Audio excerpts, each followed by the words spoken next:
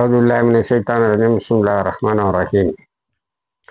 அன்பார்ந்த நேயர்களே, பலஸ்தீன் மீட்பு போர் 677வது நாளை எட்டி இருக்கிறது. இந்த நாளில் என்னென்ன நடந்தது என்பதை நாம் வைகிற விஷன் சேனலில் இடம்பெற செய்திருக்கிறோம். அதை பாருங்கள், சப்ஸ்கிரைப் பண்ணுங்க. இந்த சேனலில் அது பற்றின இன்னும் சில தகவல்கள். அது என்னவென்று சொன்னால், ஈரான் பல மொசாத் ஏஜெண்டுகளை கண்டுபிடித்து தூக்கில் இட்டிருக்கிறது. ஆனால் அது இதுவரைக்கும் ஐடென்டிஃபை பண்ணது 21,000 பேர் மொசாதுக்காக வேலை செய்து கொண்டு இருக்கிறார்கள். அத்தனையும் உளவாளிகள் என்று சொல்லாவிட்டாலும் சில உளவாளிகளுக்காக பல 100 பேர் நெட்வொர்க் மாதிரி செயல்பட்டுக்கிட்டு இருக்காங்க. அப்படி 21 வருது. இவர்களெல்லாம் என்ன செய்துக்கிட்டு இருக்காங்கன்னா, எல்லாரும் ட்ரோன்ஸும் அது இதுவும் பண்ணிட்டு இருக்கல. என்ன செய்து கொண்டு இருக்கிறார்கள் என்று சொன்னால், ஈரானில் இஸ்லாமிய எழுச்சிக்கு எதிராக நவீனத்துவம், மாடர்னிசம் என்ற பெயரில் அங்கே இருக்கின்ற இஸ்லாமிக் செட்டப்பை கலைக்கிறதுக்கு வேலை செய்துட்டு இருக்கிறாங்க. இதுக்கு இவங்க எல்லாருமே இஸ்ரேலால் ஏராளமான பணம் இஸ்ரேலிடம் வாங்குகிறார்கள். அதை டிஸ்ட்ரிபியூட் பண்றது மொசாத் ஏஜென்ட். அதனால தான் இவங்கள மொசாத் ஏஜென்ட் சொல்றாங்க. இவங்க மிக ஆழமாக நிர்வாகத்தினுடைய எல்லா பகுதிகளிலும் ஊடுருவி நிற்கிறார்கள். ஒரே அடியாக கை வச்சா ஒரே நாளில் ஒரு புரட்சி, ஒரு எழுச்சிக்கு எதிரான ஒரு பெரிய இஸ்லாமிய எழுச்சிக்கு எதிரான ஒரு பெரிய கவுண்டர் புரட்சி நடந்துவிடும் என்று அஞ்சுகின்ற அளவுக்கு அது நடந்து கொண்டு இருக்கிறது.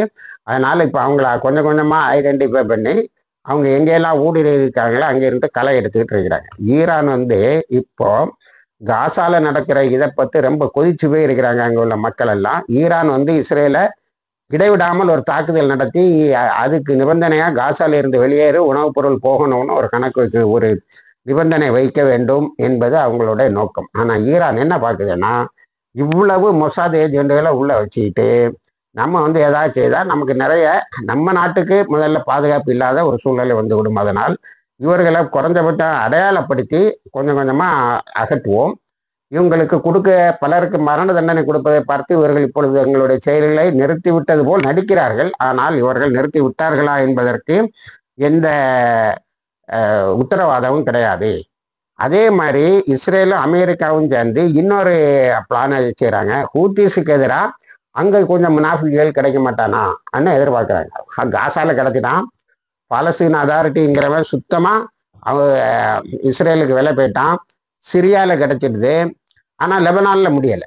லெபனானில் அது முடியலை, அதுக்கு பின்னாடி வரும். ஆனால் இப்போ ஹூத்திஸுக்கு எதிராக ஒரு ஐடியாலஜிக்கல் குரூப்பை, கொள்கை ரீதியாக ஒரு குரூப்பை அது தவறு இது தவறுன்னு சொல்லி உள்மார்க்க விவகாரங்களில் குழப்பத்தை உண்டு பண்ணி ஒரு குரூப்பை ஏற்படுத்த முடியுமான்னு ஏராளமான பணத்தை செலவழித்து விட்டு நேற்று ஃபாக்ஸ் நியூஸுக்கு பேட்டி கொடுத்த நெத்தன்யாஹு சொல்லியிருக்கேன், காசாலையும் தோத்துட்டோம், யமன்லையும் தோத்துட்டோம், ஆனால் எங்கள் முயற்சி தொடரும்னு சொல்லியிருக்கான்.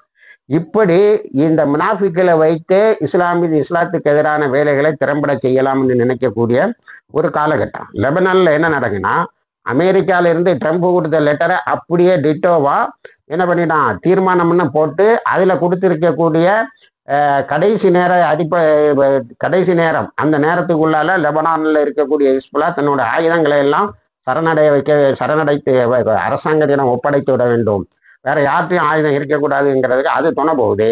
ஆனால் நேற்று லாரிஜானி என்ன பண்ணிட்டாரு, ஹிஸ்புல்லா உறுதிப்படுத்திட்டு போயிட்டாரு, அவங்க இப்போ ஆயுதங்களை கீழே வைக்க மாட்டேன்டாங்க. இதனால என்ன நடக்கும்னா, லெபனான் ஆர்மிக்கும் ஹிஸ்புல்லாவுக்கும் இடையில முதல்ல ஒரு யுத்தம் நடக்கும் போல் தெரிகிறது. அதை நேற்று அதனுடைய பிரைம் மினிஸ்டர் நவாஸ் சலாம் என்ன சொல்லியிருக்காருன்னா, நம்ம இனிமேல் ஹிஸ்புல்லாவுக்கு அழுத்தம் கொடுத்தால் நம்மளுடைய உள்நாட்டு பாதுகாப்பே பிரச்சனைக்குரியதாக ஆகும், அதனால் இப்பொழுது அதை நிறுத்தி வைக்கிறோம் என்று சொல்லியிருக்கிறார். இணைந்திருங்கள், எல்லா தகவலையும் தருகிறோம். வாழ்க்கை தவானா இருக்கின்றார்கள்.